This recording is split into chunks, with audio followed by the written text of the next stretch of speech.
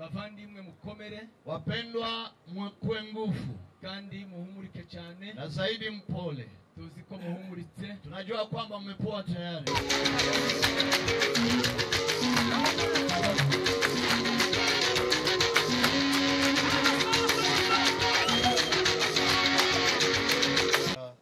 Paulo ameweza kuandikia Warumi igice cha 8 n'umurongo wa 11. Sura yake ni hiyo ya 8 na mstari wake ni huo wa 11. Tusome mu izina rya Yesu. Twende tusome katika jina la Yesu. Nanyi ikiwa Roho wa Mungu aliyemfufua Yesu Kristo kutoka wafu anakaa ndani yenu, yeye aliyemfufua Kristo Yesu kutoka kwa wafu ataihuisha pia miili yenu ambayo hufa kwa njia ya Roho wake akaaye ndani yenu. Amen. Ariko niba umwuka w'iyazuye Yesu Kristo aba muri mwe, yazuye Kristo Yesu izazura n'imibiri yanyu ipfa kubw'umwuka wayo ba muri mwe. Amen. Amen. Turangirize mu rwandiko rwa 2 rwa Timotheo. Tutaenda kumalizia katika waraka wa pili wa Timotheo, igice cha 2 umurongo wa 8. sura yake ni hiyo ya 2 na mstari wake ni wa 8. Nasema, mkumbuke Yesu Kristo aliyefufuliwa kutoka kwa wafu, yeye aliye wa uzao wa Daudi. Hii ndio injili yangu. Uje wibuka Yesu Kristo wakomotse mu rujaro rwa Dawidi akazuka mu bapfuye, nguko ubutumwa nahawe buvuga. Amen.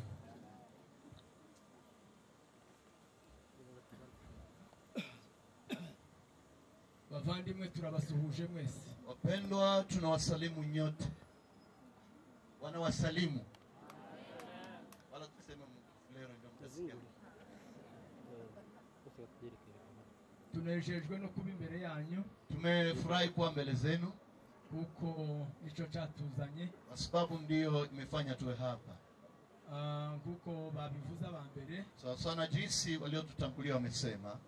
Tumaze kumenya makuru ko umuntu yitabye, tukisha kujua habari ya kwamba bitu ametoweka, amehamishwa, byabaye ngombwa ko tuherekeza pastor.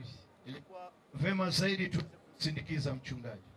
Ntabwo ari urugendo twateguye igihe kinini, sio safari ambayo tuliandaa muda mrefu, ariko Imana yo buri yari yararuteguye, lakini Mungu mwenyewe alikuwa ameandaa safari hii. Turashima Imana kubwizo, na ndio tunamshukuru Mungu kwa ajili ya jambo hili. Pastor nti yatuvunya cyane, mchungaji hakuwa kutuchosha bana. Mpamvu nuko agakiza kamurimo kabidufashijemo. Sababu ni kwa sababu ana wokovu ambao ni ndani yake. Yahumuritse kare cyane. Yeye mwenyewe aliweza kufarijiwa toka awali.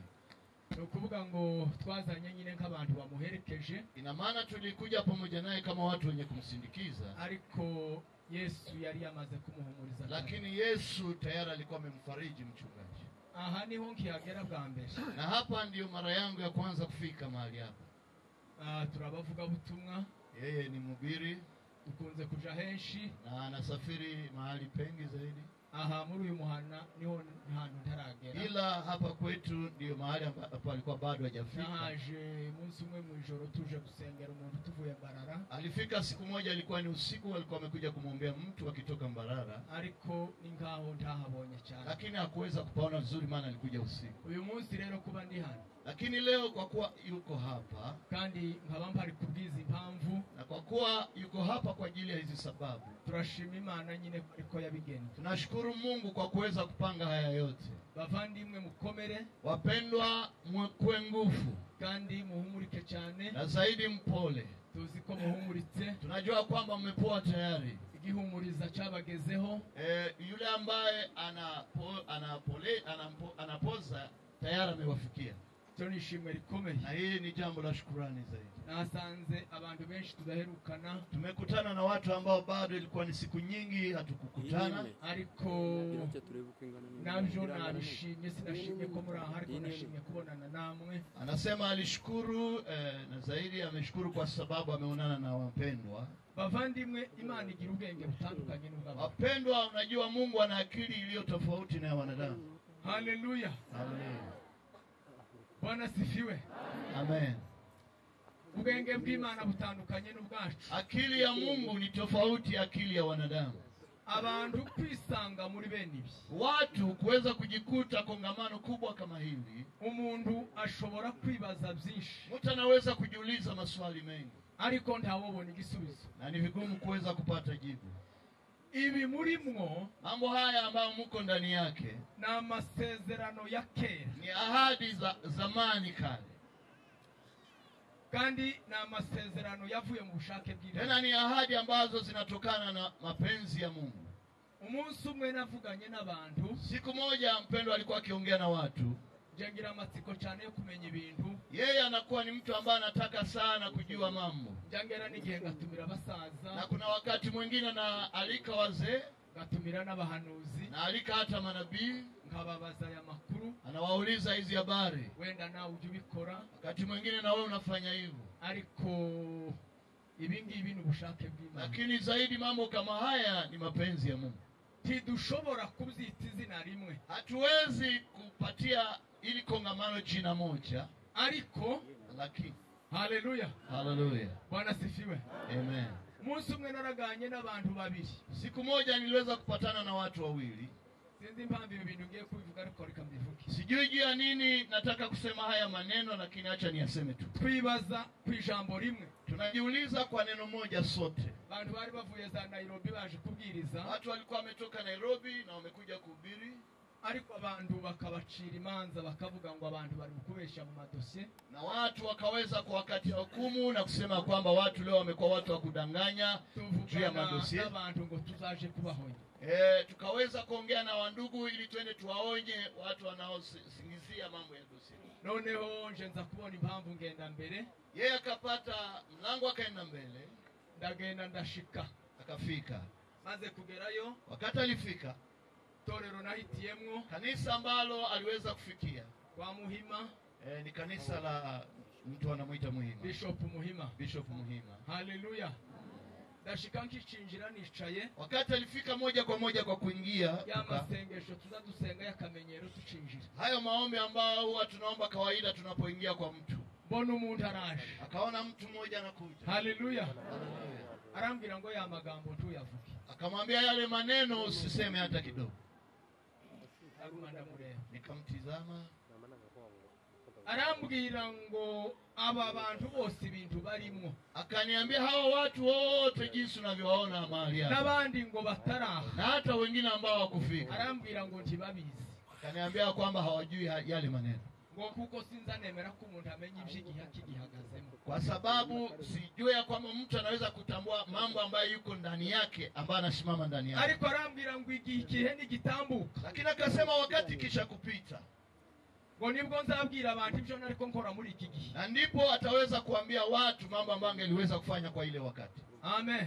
Amen. Arangije nzanira umugozi munini muremure cyane. Akaweza kumletea kama ndefu sana. Arambwira ngo nimbira abantu bose bahaguruke bawufateho. Akasema watu wote washimame na wapate kushikilia kamba hii. Kahari akajugujugu izinyu.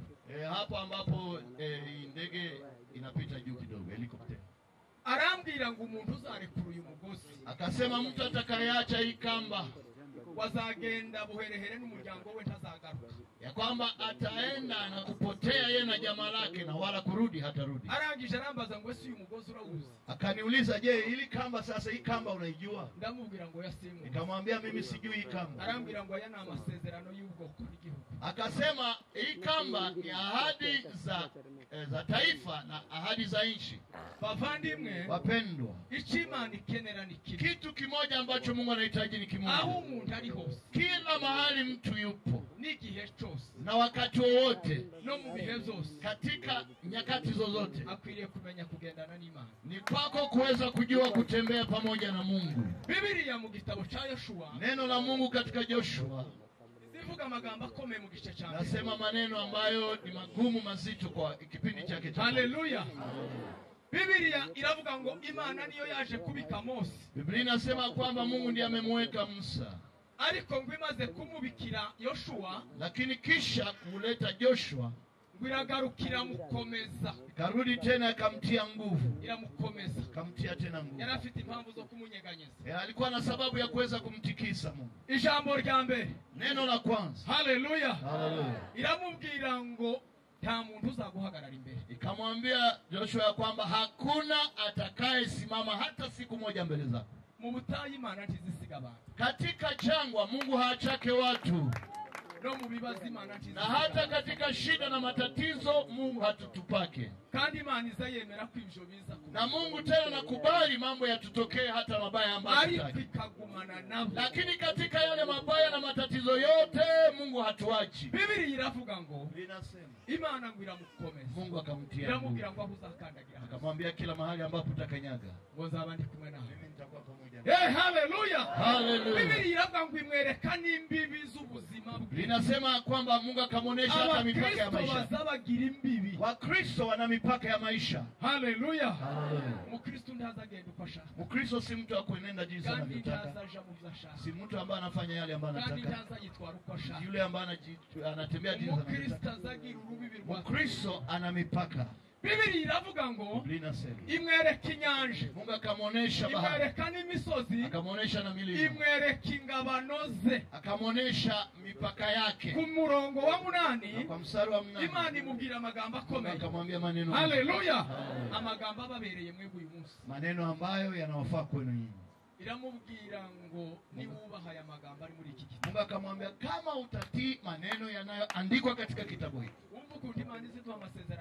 Unasikia namna gani Mungu anatupa ahadi katika hata jambo. Iramubwira ngo iki gitabo nahaye Mose. Mungu akasema kitabu hiki ambacho nilimpatia. Haleluya. Haleluya. Amagambo yanditse aha. Maneno ambayo yameandikwa. Uyatekereza ku manywa. Yatafakari mchana. Uyatekereza nijoro. Yatafakari usiku. Kandi ngo uyibwire. Nawe mwenyewe upate kuyaelewa. Ngo ntukayaca iburyo. Asema usipite pembeni kume wala kushoto. Gukomera k'umuntu kuwa imara kwa mtu ni ukurindira mu mbibi zawe. Ni kuweza kuchungia katika mipaka yako. Na mipaka ya mtu ni neno la Mungu. Mtu akivuka mipaka ya haleluya. Imani iramubwira ngo uzabona ibintu bitatu. Mungu akamwambia utaona vitu vitatu. Bwana sifiwe. Haleluya. Ijambo rya mbere ya kwanza. Nuguma muri iki gitabo. Kama utadumu katika maandiko haya. Uzajuhirwa mu nzira zawe zose. Utafanikiwa katika njia zako zote. Kuna hano ntimunganya mahirwe. Na hapa nataka niwaambie hamna bahati moja. Na nyote nafikiri hamna mashamba. Na hamna ngombe. Lakini hamna bahati sawa. Ukunda akindi kintu abantu bazabariki. Anawaza nafikiri watu hawakuli kitu chochote kingine. Kwa abantu bazabariki Imana gusa. Watu wanakula Mungu tu peke yake. Abantu bakambara Imana. Watu wanavaa Mungu. Abantu bagakandagira. Watu wanakanyanga Biblia. Neno la Mungu linasema. Haleluya. Iyi ni kataloge y'ubuzima. Neno la Mungu ndio kataloge ya uzima. Ni kitabu kitubwira uko tubaho. Ni kitabu ambacho kinatuambia jinsi ya kuishi. Ni kitabu kiza kituvura. Ni kitabu ambacho kinatuponya. Kinatujenga. Kikatukomeza. Kinatuimarisha. Kikaturemesha. Kinatutengeneza. Haleluya. Biblia iravuga ngo uzajuhirwa mu nzira zawe. Linasema utafanikiwa katika njia zako. Kandi ngo uhirwe no mu migambi yawe. Na hata katika mipango yako yote. Na hata kila mahali utakuwa utafanikiwa. Ndimwe timuruzi bimurimo. Mnaona mambo haya ambayo Mungu uko ndani yake. Ukunti mubizi. Ninyi mwenyewe hamjui hata. Habe nanje simbizi. Na mimi hata sisi. Ariko Imana irabizi. Lakini Mungu anajua. Ariko ico ngundira Imana. Lakini kitu kimoja kimenifanya kupenda Mungu. Wale wanaotii neno la Mungu. Mungu anawalinda katika jangwa. Kandi kagendana nao. Na anatembea na wao. Ikabafasha. Anawasaidia. Umunsi umwe narosi nzozi. Siku moja nilota ndoto. Unda kuvugizwa narosi. Mimi napenda kusema vyenyewe naota. Sinzi impamvu bihebizi. Sijui kwa nini. Umuntu arambwira ngo abapagani bagira umugishumu. Mtu mmoja akaniambia kwamba watu wasiomjua Mungu wana baraka moja tu. Bali kwa Wakristo bagira imigisha ibiri. Lakini Wakristo wana baraka mbili. Abapagani wapagani wasiomjua Mungu bagira umugisha bari kurebeka n'uwo ari we wese atambuka. Wana baraka moja ambayo inahesabika na kila mtu yote ambaye anapita. Ariko Abakristo lakini Wakristo bagira uwo mugisha wana hiyo baraka bakagira n'utaboneka na wanakuwa tena na baraka nyingine sionekana. Munzozo umuntu arambwira uwo munsi. Huyo mtu katika ndoto alikuwa akiniambia. Akazambira ngo ufate ikaramu n'ikayi ngo wandike ibintu uzakoresha ukwezi kose. Akaniambia kwamba kamata kalamu na karatasi uanze kuandika juu ya vitu ambavyo utatumikisha huu mwezi. Umuntu ninjira mukagura fanta wandike. Mtu akiingia unamnunulia soda andika. umuntu ninjira mukamwicaye uzandika. Mtu akija kwako mnampa chai, andika. Uwo mwishuri ati kuzandika. Yule ambaye mnampa nauli, andika. Ico muriye wandika. Kile ambacho mnakula, andika. Ukwezi ni gushira uzabitera. Mwezi ukiisha ukusanye sasa. Ndabikora. Nikafanya hivyo. Ngonje kubiteranya. Wakati nilienda kukusanya, sanga biraruta umushahara wanje inshuro zirenga 5. Nikakutana vile ambavyo nimetumia kwa mwezi mmoja pekee yake. Nazidi mshahara wangu mara 5. Haleluya. Na nikakumbuka hakuna mtu ambaye nilimwomba. Nibaza ngo sibi bizabiva. Nikajiuliza sasa hivi vinatoka. Haleluya. Haleluya. Kristo bagira imigisha ibiri. Wakristo wanakuwa Biblia yavuze ngo nuzaje ubaha ya magambo. Biblia inasema ikiwa utatii neno hili ngo ntuya keba bila kuweza kupita kuume wala kushoto. Umuntu wize yazasura kurekijwa kwizera. Je, mtu ambaye ameokoka anaacha tena wokovu wake namna gani? Wakati umesema kwamba mmekataa hiki, kwa nini kusema ukipenda tena? Reka tuvuge ivyikiriyo. Acha tuseme kilio. Haleluya. Haleluya. Gusa kubera ko ntaha, kwa sababu niko hapa tu, mwashikije igisirimba numva ngiye kugura, ariko simvuze ngo tubikone. Niliona mnakata kisirimbali, ilikuwa nasikia naanza kuwaka moto ndani yangu. Reka tuzamure Yesu amaboko. Acha tumbe. Haleluya. Biblia yavuze ya magambo. Biblia inasema hivi, sinshaka gutinda, sitaki kuchelewa. Ibi ni nzonagabiri ubuntu ntabiguze. Hivi ni vitu ambavyo nilipewa bure bila kununua. Nico gituma isoko yo kubivuga. Na ndio kwa maana chemchemi ya kuvisema itokama muri nje mugihe. Haiwezi kukoma hata wakati wote. Sibihe bitegurirwa hano.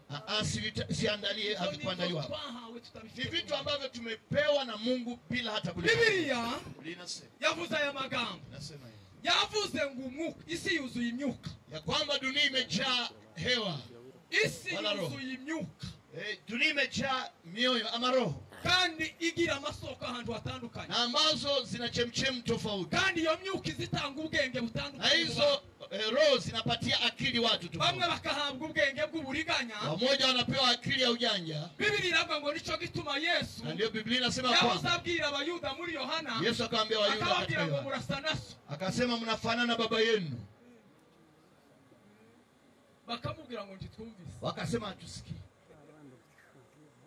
Bakamubwira ngo turi bene ba Abraham. Wakasema sisi ni watoto wa Ibrahim. Akamubwira ngo iyo muba bene Abraham. Akamwambia mungelikuwa watoto wa Ibrahim, ngo muba mukora nka Abraham. Kama mko nafanya kama Ibrahim, ariko ngo murabasi, lakini mko watoto wa baba yenu. Isi yuzuye imyuka. Dunia imejaa roho tofauti. Paulo umuobservateur mukuru, wakati alijaribu kuangalia kwa makini mshauri ambaye kaandika ya magambo, aravuga ngo wa mwuka wari muri Yesu. Akasema roho ile ambayo ilikuwa katika Kristo Yesu, kugira umwihariko. Hiyo roho ina kitu cha upekee wake. Haleluya. Haleluya. Biblia inasema ngo ni kashe twahawe. Biblia inasema kwamba ni muhuri ambao tumepewa na Mungu. Widuhamiriza ko turi abana b'Imana. Tuhakikishia kwamba sisi watoto. Paulo alisema aravuga ngo ni uzu tutakisha. Akasema hiyo ndiyo inatufanya kuweza kuomba kwa ndani. Abo Mungu uri mwijuru kumana. Kuna roho ambayo iko kwa Mungu mbinguni. Hakaba Mungu ba mu mitima. Na kuna roho ambayo inakuwa ndani ya roho zetu. Iyo bihuye, wakati vinakutana, nizo bizabigutakisha. Ndivyo vinafanya wewe upate kuomba na kuweza kukufanya kukuhakikishia kwamba ni mtoto wa Mungu. Haleluya. Biblia yavuze ngo uwo mwuka ni bari ubabamwo. Biblia inasema kwamba ikiwa roho yule ni ndani mwenu, yazuye Yesu, yule aliyemfufua Yesu Kristo, na itawafufua na ninyi vile vile. Haleluya. Biblia yukivuga, Biblia inavyosema, ukungu ukimana izayirwi hamagara. Mungu kila mara anashinda kiita watu. Impamvu tutaza twumva, unajua kitu kimoja kinafanya tusisikie. Tizi hamagara nk'abantu. Haite kama watu Mungu anapoita. Tizi hamagara nk'Imana. Yeye anaita kama Mungu. Kandi wihamagaye. Na wakati akimwita mtu azayumva, yeye anasikia ule mtu. Kandi azayita. Na yeye mwenyewe anatii. Urebe ustarire n'urugero rw'utu telefone. Uangalie tu hizi simu ambazo watu wako. Bari mu guhamagara umuntu, watu wako naita mtu, ukabona arahagurutse. Unaona mtu anashimama cyangwa kanaganirira, wala naongelea tu pale pale. Ariko abandi dusigaye, lakini wengine titumenya makuru, hatutajua ni nini ambao wanaongea, titumenya nico bavuga, hatutajua hata wanaongea nini kwa simu. Ariko abayahamaga, lakini ameitwa na mtu. Biblia iravuga ngo, Biblia inasema abapfuye bumva, wale waliokufa, abapfanya amatwi y'ijuru, waliokufa na masikio ya mbinguni, abasinziranye umwuka, waliolala na roho, abasinziranye ibyiringiro, waliolala na matendo. Haleluya. Haleluya. Abo nibo bazumva, wale ndio watasikia, impanda y'Imana, watasikia parapanda, bazazamuka na wataweza kupanda. Haleluya. Muri 12:12. haravuga ngo dore ubwoba buteye Nasema kwamba tizama sasa oga. ko bamwe bazazukira gukorwa n'isoni Kwa sababu wamoja watafufuka washikwe na haya. abandi bazukire guhabwa Na wengine watafufuka wapate uzima wa milele. witeguye iki muvandimwe Wewe mwenyewe uko tayari kulamka na nani? niki witeguye Wewe uko tayari kwa nini? erega ikibazo cyapfiriye mu mubatizo Kitu kimoja kilikufia katika ubatizo. umubatizo Batizo ugira intambwe zitatu unakuwa na hatua tatu. intambwe ya mbere ni inkomanga y'umutima Hatua ya kwanza ni ile kelele za rohoni, zazemeza umuntu ko imana iriho ama dhamira ambayo inamhakikishia mtu kwamba Mungu ndetse yupo, zikemeza umuntu ko nayo yomubera imana na zinahakikishia kwamba Mungu naye ni Mungu kwa. intambwe ya kabiri ntoya Hatua nyingine ya pili ndogo, ni intambwe y'abapasiteri hiyo ya wachungaji, ni ukutwibiza mu mazi kuweza kutuingiza katika maji, bagasura bakayadukuramo wanatutoa tena ndani yake. ibitoya kuko birasa n'ibyo dusangana Najua ni vichache kwa abe niyo sababu tutari mu tumesoma, mubatizo tuzatwibira tukiburuka na hata wakati hatuko tunabatiziwa ibitoya tunaingia cyane kwa maji ariko ni tunatoka ndani. ikimenyetso Zaidi ni alama, kandi ni ikimenyetso cyiza ni alama nzuri kigaragaza gupfa no kuzuka ambayo inaonyesha kufa. intambwe ya gatatu ikenewe Na hatua nyingine ya ni tatu ukubatizwa mu mwuka kuweza kubatizwa. yohana niko yavuze Yohana akasema, haleluya aravuga ngo uwo uri muri mwebwe akasema yule aliye muhaye ndani mumubona hamuoni, ariko ngo ahagaze muri mwe lakini ni ndani. aravuga ngo niwe uzababatiza Akasema yeye ndiye kandi ngo atabatiza, azababatirisha umwuka n'umuriro atawabatiza kwa roho na kwa moto. ababatijwe Wale nyakubatizwa waliobatizwa kwa kubatizwa, nibo baza bahinduka wale ndio wanageuka, kandi bakakira umwuka w'imana wanapokea roho, bagategereza impanda y'imana wanangojea bibiliya parapanda. yavuze ngo Inasema hivi, niba uyu mwuka wiyazuye kama Yesu huyu roho aliyemfufua haleluya ari uba muri mwe yeye ni ndani, ngo niwe uzabazura yeye ndiye atawafufua na ninyi. rwose tuzagenda dute Mwimbaji akasema tutaenda namna ngo gani? tuzagenda dutya Akasema tutaenda wenje hivi, tuzagenda dutya hatutaenda hivi, tuzitaba sisi tutatii. yobu niko yavuze Ndivyo jinsi yaravuze ngo alivyo. habe nanje nubwo nkomeye Akasema hata mimi ariko ni yompamagara mwenye nguvu, Mungu akiniita, bwana sifiwe habe nubwo ndi umutunzi yari hata kama nina utajiri. aravuga ngo ariko yompamagara Akasema Mungu ngo akiniita kwitaba nitatii, impamvu ni iki sababu mana ngo ibayakeneye kureba imirimo yayo Mungu anataka aone bwana kazi. sifiwe bavandimwe Wapendwa, umuzuko ntuteye ubwoba ufufuko hauleti woga. igiteye ubwoba Kinacholeta ni woga ugupfa utagira amatwi ni kukufa na hauna masikio. cyo nicyo giteye ubwoba Hiyo ndio woga. kuzuka ntibiteye ubwoba Kufufuka haiogopeshi, habe no kuzamuka ntibiteye na hata ubwoba kupanda juu ariko ya igiteye ubwoba lakini ni ugupfa kinachotisha utagira amatwi ni kukufa na hauna uzahamagara masikio. gute Utaitwa namna gani? uzumva ute Utasikia namna gani? uzita bute Utatii namna ugira gani? umwuka wumva Je, uko na roho ugira ya uwuhe kusikia? mwuka Ni roho gani? haleluya uru rugendo Hii safari, ni urugendo ruteye ubwoba safari inayoleta woga, ariko ni urugendo rwiza lakini safari titwahawe agakiza nk'ikigeragezo tukupewa wokovu Oya. kama hapana. bwana sifiwe twahawe agakiza nk'imbaraga zituruhura Tumepewa wokovu kama nguvu. haleluya Amen. zambira abandi ngo aka gakiza kataturuhuye Ninaambia watu ya kwamba Ntacho kama wokovu kama. isipotupa kupumzika umudahunga haina isi maana. agahunga isi Mtu anakimbia dunia, agahunga umuruho w'isi anakimbia agahunga mateso ya dunia, amateshwa y'isi anakimbia yagera kabla. muri yesu ntaruhuke Anapofika nta ndani ya mpamvu Yesu, z'amateraniro hakuna sababu kandi ya impamvu zo kukutana. kukabamo Hakuna sababu ya kushiriki ishingiro katika wokovu. ry'agakiza Sababu ya ni wokovu uguturwa imitwaro ni kuweza ni kupumzishwa mizigo, ukuruhuka ni kuweza kupumzishwa. twahawe agakiza k'ikigeragezo Hatukupewa wokovu kama jaribu. bibiri iravuga ngo Biblia inasema yobu amaze ngo kugeragezwa Ayubu kisha kujaribu, ngo atekereza ko yoja guteshuka akafikiria kama anaweza toka katika kandi atekereza ko yokorogana n'imana mu mugabaro ye akafikiria kwamba anaweza korogana na aravuga ngo se ko nababaye inkazi murasi noja gukorogana n'imana akasema mbona bituma nimeteseka avuga aya sana, magambo akomeye mimi naweza tu aravuga ngo reka nongere mpagarare mu akasema kazimzani acha niweze bwana sifiwe kusimama kwenye mizani, reka nsubire ngo nitereke ku rugero jiweke kwenye mzani. haleluya abakristu bataza bihana Wakristo wasipotubu tugira umwuka muri bo hauna roho ndani yao. umukristu utagira umwuka ntagira ubwoba Kristo asiye na roho haogopi. umukristu utagira umwuka Mkristo asiye na roho wa Mungu azagira nabi akagira ngo yatsinze igitego anafanya vibaya na watu wameshinda, aza nakira undi akagira ngo atsinze igitego anasaidia na mwingine katika makosa, anafikiria kwamba ameshinda. yaje kwicara no kugatorera akabiratira abandi kwasi kuvuga nabi Na wakati anapoikala anajitapa, yeye Oya. anasema vibaya. bwana sifiwe Amen. oya icyo si cyo Hapana. yobu yavuze aya magambo Ayubu akasema aravuga ngo reka nsubire mpagarare ku acha muzani nirudi tena kwenye ndebe mzani, yuko bitunganiye nione kama ningaliki bwana safi sifiwe mbele za Mungu. uzuhagarara ku munzani Unasimama kwenye mzani, umenye kugitunganiye imana angalia kama kweli ungaliki uzuhagarara unakamilika ku mbele rugero za Mungu. rw'imana Usimame kwenye lengo uze la wigera Mungu. ku ijambo Wewe mwenyewe ry'imana ujipime naho katika neno la utu Mungu. si ikibazo Lakini wokovu Oya. si tatizo. uko turi mu nzira, tuko katika safari, turi mu nzira. tuko katika safari. Biblia inavuga ngo washawe umugore wese Biblia inasema yeyote aliyezaliwa na azarama mwanamke, igihe gito, yeye siku ngo zake kandi ni chache, tuzuye umuruho, na zile siku zinazojaa hanyuma ngo mateso, agacibwa. na baadaye Biblia iravuga muri yo, Biblia inasema aravuga ngo umuntu wese inasema kila uri muri ino si ambaye yuko katika hii wamaze dunia, nk'umusirikare ufashikiye mu ntambara. yeye ni kama Iyo mwanajeshi ambaye yuko umusirikare ari katika ku rugamba, mwanajeshi akiwa vitani, azategereza gutaha. yeye anangojea kurudi. Abavandimwe tuzataha. Wapendwa, tutarudi. Haleluya. Amen. Mukomere cyane, Acha muwe nguvu muhumurike.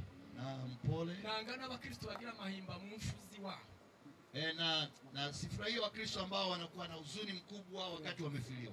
Umuntu uzuvuga ibintu ku kilio ciwe abandi, Mtu ambaye anasema maneno mengine kwa kilio cha watu wengine, yageri wabo iwiwe ntayavuge. wakati anafika kwake aseme yale maneno, aba ari umunyamahimba, anakuwa ni mtu wa kutubu, abatemera ibyuzuye umutima we, ni mtu ambaye sikubali maneno ambayo yamejaa ndani ya moyo wake na hajue hata maneno biba ambayo bimurimu. na hakuna kitu ndani yake. Titukira abagabo bo gutahana umuziki wa sente. Hapana, hatuko wanaume wa kuweza kurudia tu na senti. Mwongereza baramubwiye ngo umwana w'ikinege yapfuye yari afite nigiye kwicara. Kuna mtu mmoja Mwingereza walijaribu kumwambia kwamba mwana wa pekee, Tugire Yesu gutyo. Baramubwiye uyu afite benshi, yeye iko na watoto wengi. ariko ngo afushe umugore ndayaza we. Ulisema kwamba ulikufishana na bibi anajua. Abantu bafite amateka.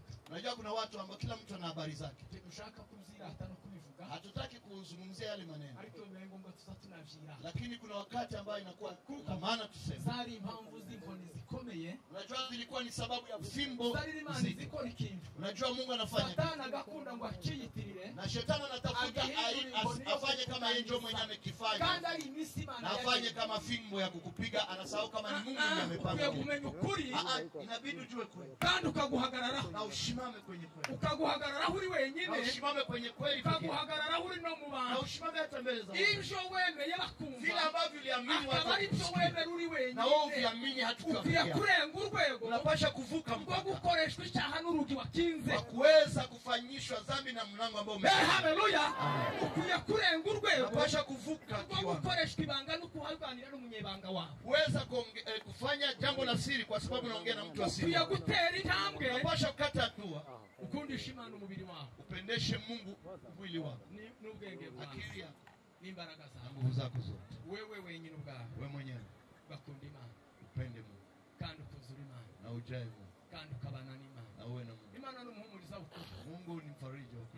Niko Paulo yandikiye Abaefeso. Paulo ndivyo aliandikia Waefeso. Aravuga mu gice cya mbere were kuri 18. Anasema sura ya kwanza mstari wa 18. Aravuga ngo maze kumenya kuri urukundo mwagaragaje. Anasema nikisha kujua upendo ambao umeonekana. Aravuga ngo maze kumenya urukundo nikisha kujua upendo ambao mnapenda watu. Haleluya. Aravuga ngo nzabasabira ibintu bitatu. Ninawaombea vitu vitatu. Nizongiye kubasengera n'icyaha ambavyo naenda kuombea. Jambo la mbere. Jambo la kwanza. Zasenga ngo muhumuka amaso y'umutima. Naomba ili mpate kufunguka macho ya roho. Wakati mtu hajafunguka macho ya roho. Azatinda kubitari nzo gutinda. Anachelewa kwa mambo ambayo hayombe kuchelewa. Azasigazwa n'ibidasigazwa. Na anacheleweshwa na vitu ambavyo Aravuga ngo ndasenga ngo muhumuke. Akasema ninawaombea macho ya amaso y'umutima. Mpate kutembezwa na macho ya roho. Haleluya. Ngo mumenye ibyo twiringizwa niyo mpate kujua yale ambayo tunatumaini na yule aliyetuita. Cha kabiri. Jambo la pili. Aravuga ngo njabasengera. Anasema ninaombe. Ngo mumenye ubutunzi butagira kabiri. Mpate kujua utajiri usio na kifo. Ambayo Mungu atatupa sisi watakatifu. Haleluya. Haleluya. Na jambo la tatu. Nzambasengera ngo kugira ngo nawaombea ngo mumenye imbaraga z'umurengera iz'Imana yakoreye muri Kristo Yesu ko yamuzuraga. Ili mpate kujua nguvu za kupita kiasi ambazo Mungu aliweza kufanya katika Kristo wakati alipomfufua. Imushize ngo hejuru y'abami bose. Akamweka juu ya wafalme wote. Ngo n'amazina yose. Ya majina yote. Ngo n'ubutware bwose. Na kila mamlaka yote. Ngo n'ubushobozi bwose. Na kila uwezo wote. Tukazurarurira. Usiwe mtu wa kulala na unalia. Ubukene bwawe. Umaskini wako. N'imiruho yako. Na tabu zako.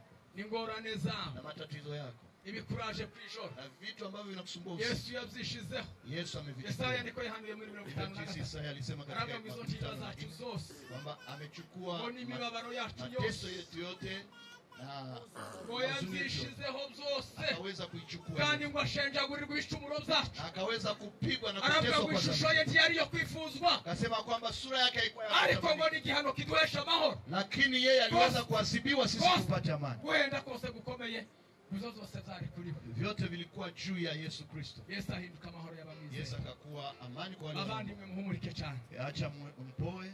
murabaha Hamko watu wa dunia?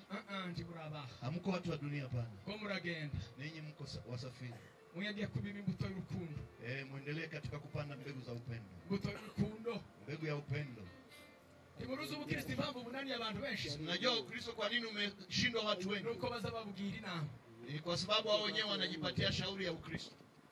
Nubona umuntu arakuhamagaye cyane ngo tukore igikundi, tukore inama, turebe ko twaba abakristo. Uzumenya kuko ngo wabakuyemo. Ukiona mtu anakuita na kuweka pembeni aseme kuja. Uzumenya ngo yaratworomeje. Ukiona mtu anaanza kuwaita na kuwatosha miongoni mwa wengine anasema mfanye kakundi ketu. Tuanze kujifunza Ukristo. Oya. Kristo anasifiwe.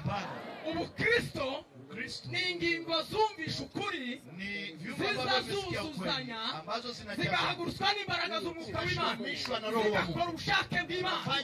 Haleluya. Nico gituma ubukristo butagira icyene wabo. Iko mambo ya bundugu ya ukabila pana.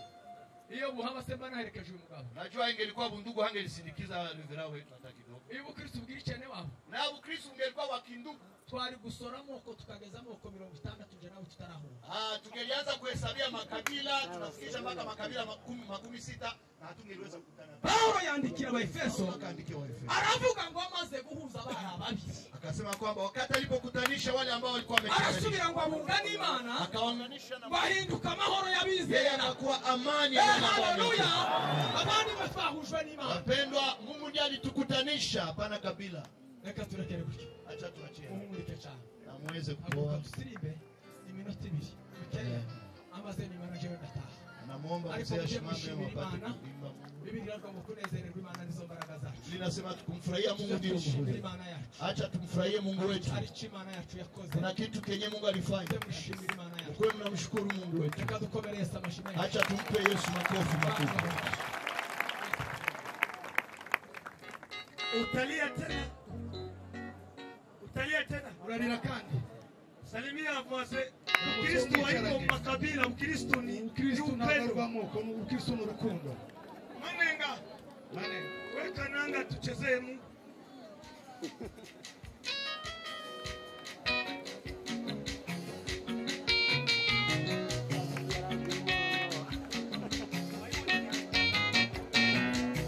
Mungu mwenye kweli.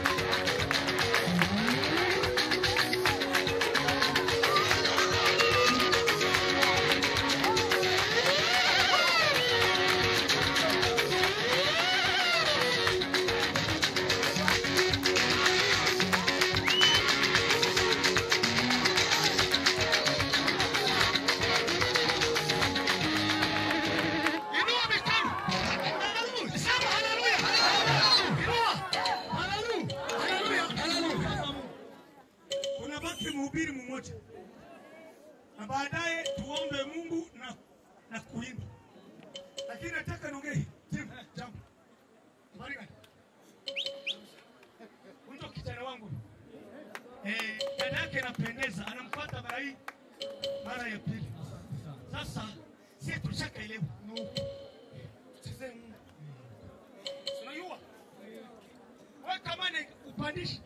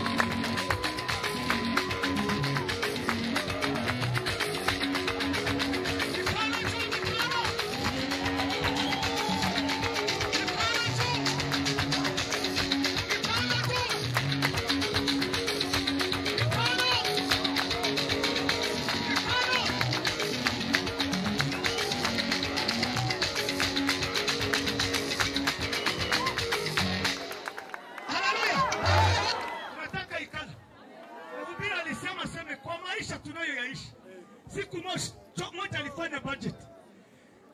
Mtu akamwambia andika ya mwezi mmoja. Akalinganisha na mshahara yenye nalipiwaka mwezi yote. Akakutana iko double safari kama ngapi? 6. 5. Sasa iko hivi. Si wote wenye tuko hapa. Wewe katika sekta hanga. Jichunguze kwanza. Baza wile. Ulikimbia na nini? Niki wahungaji. Na gishu na vala. Ningene wamba. Tekeleza. Oya.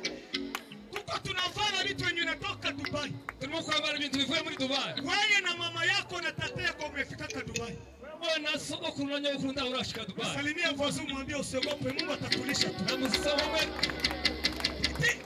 Maana Subiza.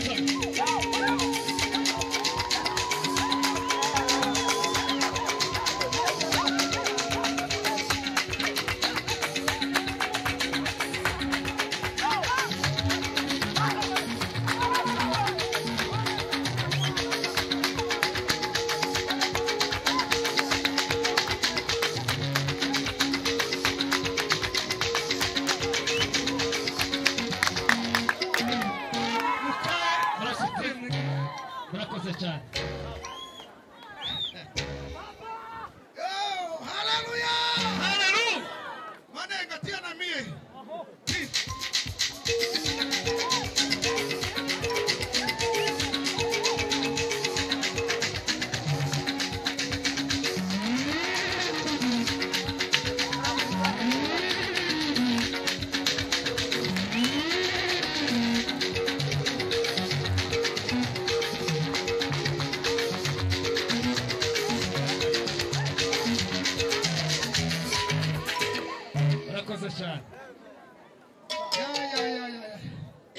Ego. Tuinue tena mikono yetu. Tukatuzama na maboko kando. Hallelujah! Hallelujah! Mungu awabariki sana. Bwana hukumisha. Asante sana mhubiri wetu wa kwanza. Yako zimvuka utuma watu. Naomba mwenyekiti ambaye anasimamia makanisa yote kuombea mhubiri. Kadusabe bevera gusabira. Uvuga utuma kabiri. Data tukumuje.